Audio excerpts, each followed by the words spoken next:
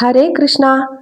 കഴിഞ്ഞ വീഡിയോയിലെ നാരായണത്തിലെ ദശകം 1 ശ്ലോകം 1 മുതൽ 5 വരെയുള്ളതും അതിന്റെ അർത്ഥവും പറഞ്ഞിരുന്നു. അപ്പോൾ ഇന്നത്തെ വീഡിയോയിലെ ബാക്കിയുള്ള 6, 7, 8 ആ ശ്ലോകവും അതിന്റെ അർത്ഥവുമായിട്ട് പറയാം.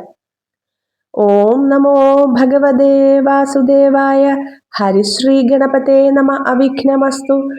ഓം ശ്രീ ഗുരുഭ്യേ നമ. ഓം ശ്രീ മൂകാംബികായേ നമ. ഓം ശ്രീ രാധികായേ നമ. തത്തേ പ്രത്യഗ്രധാരാധരലളിതകലായാവലീ കേളികാരം ലാവണ്യസൈകസാരം സുഹൃതി ജനദൃശാം പൂർണ്ണപുണ്യാവതാരം ലക്ഷ്മീ നിശങ്കലീലാ നിലയനമൃത സെന്ദ സന്തോഹമന്ദ സിഞ്ചത് സഞ്ചിന്തകാനാം വപുരനുകലയേ മാരുതാകാരനാഥ. കഷ്ടാതേ സൃഷ്ടിചേഷ്ടാ ബഹുധര ഭവഖേദാവഹ ജീവഭാജാം ഇത്യേവം പൂർവമാലോചിതമജിതമയാ നൈവ മധ്യാഭിജാനേ. നോ ചേഞ്ചീവാ കഥം വാ മധുരതരമിദം ത്വദ്വപുജിദ്രസാർദ്രം നേത്രൈ ശ്രോത്രൈ ച പീത്വാ പരമരസസുധാം ഭോധിപൂരേരമേരൻ. നമ്രാണാം സന്നിധത്സേ സതതമപി പുരസ്ഥൈര്യനഭ്യർത്ഥിത്യാനഭർത്താൻ കാമാനജസ്രം വിതരസി പരമാനന്ദ സാന്ദ്രാം ഗതിം ച. ഇത്തം നിശേഷലഭ്യോ നിരവധി കപല പാരിജാതോ ഹരേ ത്വം ക്ഷുദ്രം തം ശക്രവാടി ദ്രുമമപി ലശതി വ്യർത്ഥമർത്തിവ്രജോയം. ഇപ്പൊ അടുത്ത 6ാമത്തെ ശ്ലോകം ഒന്നുകൂടെ ചൊല്ലി അതിന്റെ അർത്ഥം പറയാം. തത്തേ പ്രത്യഗ്രധാരാധരലളിതകലായാവലീ കേളികാരം ലാവണ്യസൈകസാരം സുഹൃതി ജനദൃശാം പൂർണ്ണപുണ്യാവതാരം ലക്ഷ്മീ നിശങ്കലീലാ നിലയനമൃത സെന്ദ സന്തോഹമന്ദ സിഞ്ചത് സഞ്ചിന്തകാനാം വപുരനുകലയേ മാരുതാകാരനാഥ. ഈ ശ്ലോകത്തിന്റെ അർത്ഥം എന്ന് പറയുന്നത് ഭഗവാന്റെ സൗന്ദര്യത്തെയാണ് ഇവിടെ വർണ്ണിക്കുന്നത്. കാർമേഘത്തിനും കായാമ്പൂവിനുമൊക്കെ ഒരു ഭംഗിയുണ്ടല്ലോ, എന്നാൽ ഇവിടെ ഭഗവാന്റെ രൂപം അതിനേക്കാൾ ഏറെ മികച്ചത് എന്നാണ് പറയുന്നത്. ഭഗവാന്റെ ആ സൗന്ദര്യത്തിന് മുന്നിൽ കായാമ്പൂവിന്റെയും കാർമേഘത്തിന്റെയും ഭംഗി ഒന്നുമല്ലെന്നാണ്. സൗന്ദര്യത്തിന്റെ ഒരു സത്ത തന്നെയാണ് ഭഗവാന്റെ നീലശ്യാമള കോമളമായ ആ രൂപം.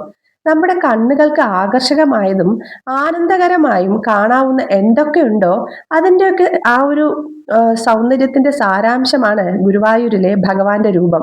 സുഹൃത്തുക്കളെ അനുഗ്രഹിക്കാൻ വേണ്ടിയാണ് ഭഗവാൻ ഈ ഒരു രൂപം സ്വീകരിക്കുന്നത്. പ്രപഞ്ചത്തിൽ ആകർഷകമായും ആനന്ദകരമായും എന്തൊക്കെയുണ്ടോ അതൊക്കെ ലക്ഷ്മി ദേവിയുടെ ചൈതന്യമാണ്. എന്നാൽ ദേവി ചപലയും ചഞ്ചലയുമാണ്. സ്ഥിരമായി ദേവി വസിക്കുന്ന ഒരേ ഒരു സ്ഥലമാണുള്ളത്, അത് ഭഗവാന്റെ ശരീരം മാത്രമാണ്. ഭഗവാന്റെ ഈ ഒരു സൗന്ദര്യത്തോടു കൂടിയുള്ള രൂപം കാണാൻ കഴിയുന്നവർക്ക് ലക്ഷ്മി ദേവിയുടെ അനുഗ്രഹവും ഉണ്ടാകുമെന്നാണ് പറയുന്നത്. ഭഗവാന്റെ ഇങ്ങനെയുള്ള രൂപത്തെ നിരന്തരമായി ധ്യാനിക്കുന്നു എന്നാണ് ഭട്ടതിരിപ്പാട് ഈ ഒരു ശ്ലോകത്തിലൂടെ പറയുന്നത്. അടുത്ത ശ്ലോകം 7. കഷ്ടാതേ സൃഷ്ടിചേഷ്ടാ ബഹുധര ഭവഖേദാവഹ ജീവഭാജാം ഇത്യേവം പൂർവമാലോചിതമജിതമയാ നൈവ മധ്യാഭിജാനേ. നോ ചേഞ്ചീവാ കഥം വാ മധുരതരമിദം ത്വദ്വപുജിദ്രസാർദ്രം നേത്രൈ ശ്രോത്രൈ ച പീത്വാ പരമരസസുധാം ബോധിപൂരേരമേരൻ. അപ്പൊ ശ്ലോകം 7ന്റെ അർത്ഥം എന്ന് പറയുന്നത്, യോഗേശ്വരനായ ഭഗവാനെ തോൽപ്പിക്കാൻ ആർക്കും സാധ്യമല്ല. ഭഗവാൻ മായയ്ക്കും അതീതനാണ്. അതുകൊണ്ട് ഭഗവാനെ തോൽപ്പിക്കാൻ ആർക്കും സാധ്യമല്ല. ഭഗവാൻ മനുഷ്യരെ സൃഷ്ടിക്കുന്നത് കൊണ്ടല്ലേ മനുഷ്യർക്ക് ഒരുപാട് ദുഃഖങ്ങൾ അനുഭവിക്കേണ്ടി വരുന്നത്. ദുഃഖങ്ങൾ വരുമ്പോൾ നമ്മളും പറയാറില്ലേ ജനിക്കേണ്ടിയിരുന്നില്ല എന്ന്. എന്നാൽ ഇവിടെ ഭട്ടതിരിപ്പാട് ചിന്തിക്കുന്നത് ഭഗവാൻ മനുഷ്യരെ ജനിപ്പിച്ചത് കൊണ്ടല്ലേ ഇങ്ങനെയൊക്കെ അവർക്ക് കഷ്ടതകൾ അനുഭവിക്കേണ്ടി വന്നു എന്നാണ്. പക്ഷേ അത് കഷ്ടം തന്നെയാണെന്ന് ഭട്ടതിരി ഒരിക്കൽ ചിന്തിച്ചിരുന്നു. എന്നാൽ ഭട്ടതിരിപ്പാട് വീണ്ടും പറയുന്നു, ഭഗവാൻ മനുഷ്യരെ സൃഷ്ടിച്ചത് കൊണ്ടാണ് അവർക്ക് കണ്ണുകൊണ്ടും കാതുകൊണ്ടും ഭഗവാൻ ഗുരുവായൂരപ്പന്റെ ആ ഒരു രൂപം ആസ്വദിക്കാൻ സാധിക്കുന്നത്.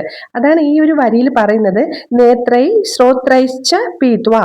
അതായത് കണ്ണുകൊണ്ടും കാതുകൊണ്ടും ആ ഒരു അമൃതം പാനം ചെയ്യാൻ സാധിക്കുന്നത് ഈ ഒരു മനുഷ്യ ജന്മം കിട്ടിയത് കൊണ്ടാണ്. ഭഗവാന്റെ അതുകൊണ്ട് ഈ ഒരു സൃഷ്ടി നല്ലത് തന്നെയാണെന്നാണ് ഭട്ടതിരിപ്പാട് പറയുന്നത്. ഭഗവാനെ കുറിച്ച് കേൾക്കുന്നത് എന്ത് രസാണല്ലേ? നമുക്ക് എത്ര കേട്ടാലാണ് മതിയാവുന്നത്? എത്ര അത്തോളം ഭഗവാന്റെ കഥകൾ പറഞ്ഞാലും കേട്ടാലുമാണ് നമുക്ക് മതിയാവുന്നത്. അതുകൊണ്ട് ഭഗവാന്റെ ഈ സൃഷ്ടി നല്ലതിന് തന്നെയാണെന്നാണ് ഭട്ടതിരിപ്പാട് ഈ ഒരു ശ്ലോകത്തിലൂടെ പറയുന്നത്. അടുത്ത ശ്ലോകം എന്ന് പറയുന്നത് 8-ാമത്തേതാണ്. നമ്രാണാം സന്നിധത്സേ സതതമപി പുരസ്ഥൈര്യനഭ്യർത്ഥിതാനഭർത്ഥാൻ കാമാനജസ്രം വിതരസി പരമാനന്ദ സാന്ദ്രാം ഗതിം ച ഇത്തം നിശേഷലഭ്യോ നിരവധിക ഫല പാരിജാതോ ഹരേ ത്വം ക്ഷുദ്രം തം ശക്രവാടി ദ്രുമമഭിലഷതി വ്യർത്ഥമർത്ഥിവ്രജോയം. ഈ ശ്ലോകത്തിന്റെ അർത്ഥം, ഭഗവാൻ ശരിക്കുള്ള പാരിജാതം തന്നെയാണ്, എന്തും കൊടുക്കുന്ന പാരിജാതം. ഇന്ദ്രന്റെ സ്വർഗത്തിലുള്ള പാരിജാതം എന്ന് പറയുന്നത് സ്വർഗത്തിൽ എത്താൻ സാധിക്കുന്നവർക്ക് ചോദിക്കുന്നതൊക്കെ കൊടുക്കുമായിരിക്കും. എങ്കിലും പക്ഷേ ഭഗവാൻ എന്ന് പറയുന്നത് മുക്തിയെ തരുന്ന ആളാണ്. നമ്മൾ ഭൂമിയിൽ ഇരിക്കുമ്പോൾ തന്നെ നമുക്ക് എല്ലാം തരുന്ന ആളാണ് ഭഗവാൻ. അതുകൊണ്ട് ഭഗവാനെ ആശ്രയിക്കാനാണ് മേൽപ്പത്തൂർ പറയുന്നത്. നമ്മൾ ഒന്നും ആവശ്യപ്പെടാതെ തന്നെ നമുക്ക് എല്ലാം ഭഗവാൻ തരുന്നില്ലേ? എന്തും തരുന്ന കൽപ്പവൃക്ഷം തന്നെയാണ് ഗുരുവായൂരപ്പൻ. ഒന്നിനു വേണ്ടിയും വേറൊന്നിനെയും ആശ്രയിക്കേണ്ടതില്ല എന്നാണ് ഭട്ടതിരിപ്പാട് ഈ ശ്ലോകത്തിലൂടെ പറയുന്നത്. സർവത്ര ഗോവിന്ദ നാമ സങ്കീർത്തനം, ഗോവിന്ദ ഗോവിന്ദ. അപ്പൊ എല്ലാവരെയും ഭഗവാനും രാധാറാണിയും അനുഗ്രഹിക്കട്ടെ. രാധേ രാധേ.